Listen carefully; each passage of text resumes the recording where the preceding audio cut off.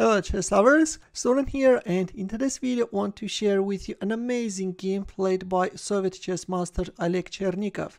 This is that same Chernikov against whom Nezhmetdinov made his immortal queen sacrifice.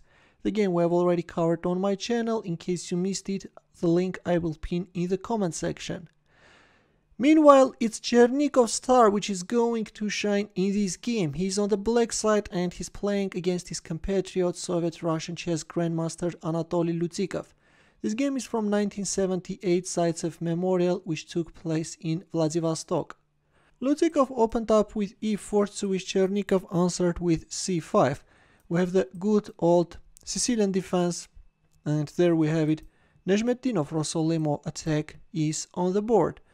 Bishop d7, rook e1, we have all the standard stuff, and h3. c3 is considered to be a more popular strike, but in the game white decided to take under control the g4 square, in future preventing any bishop g4 jumps, and after bishop f1, black made a novelty and played a very aggressive move, g5. Later, even strong grandmasters started to apply this variation, which is really sharpening the position and yes, gives the position a very double-edged character. In return, white decided to strike in the center with e5. Knight takes g5 can really give black nice attacking chances. e5 was made in the game, which is better. Black king is still in the center and white hurries to open up the position. Meanwhile, several exchanges on e5 followed. g4, h takes g4, knight takes g4. Now the rook on e5 is under attack, and instead of moving it back to e1, white played rook h5. Yes, it's very important to control the h file. Otherwise, if you move back your rook on e1, then black can play queen c7. And suddenly white can find himself in trouble, you know, and then h5, h4 can come. That's why in our game, after knight takes g4, we have rook h5. Of course, the rook is placed somewhat awkwardly, but it's doing a good job. It's keeping the king in safety. Queen h6, bishop f4 covering the h2 square, queen h4, queen d2. f6, rook takes c5. This is a serious mistake. Better was playing rook d5. And if e6, then bishop g3. If queen h6, then queen e2. White is doing okay, no problem at all. Instead, in our game, after f6, we have rook takes c5. And once again, this is bad, and here is why. After e5, we have two hanging pieces. Of course, Lutikov saw this, and probably he thought that after bishop g3, black would move away the queen, and he will also get a chance of moving his rook. But in here, after bishop g3, Chernikov delivered a surprise. It's black to move. What would you play? Ready? Well, instead of thinking about moving away the queen, Chernikov went for queen takes g3 move. We have a queen sacrifice, and yeah, this is something which is allowing black to win the game. King goes on h1, h5.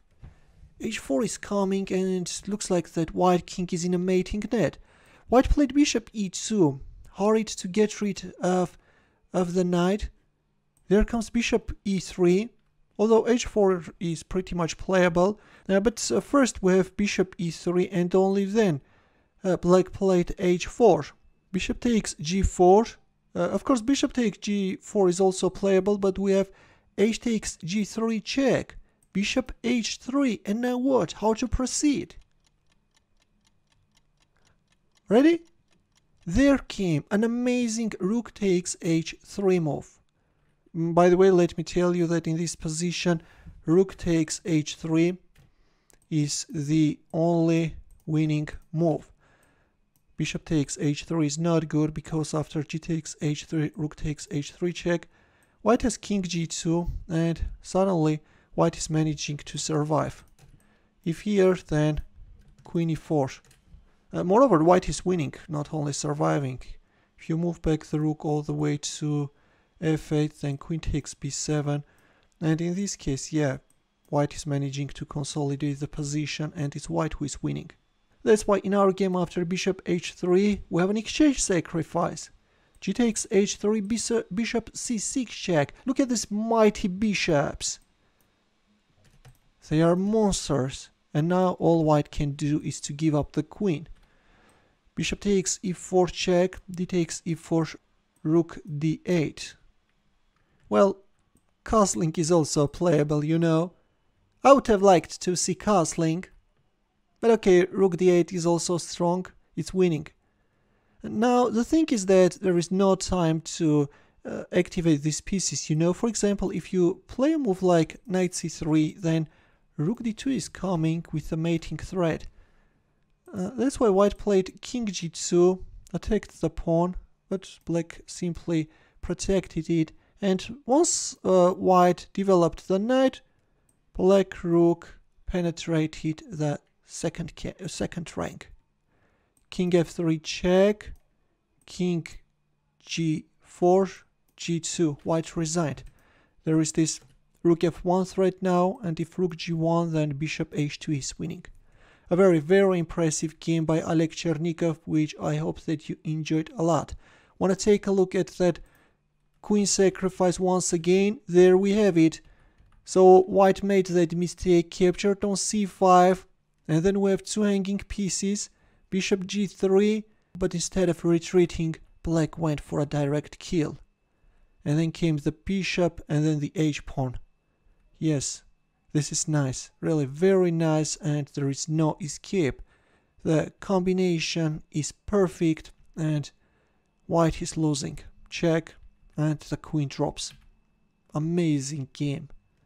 Thanks for watching, and in the end, a chess puzzle for you where the task is to win with the white pieces. We'll wait for your answer in the comment section. We'll see you in my next video. Take care.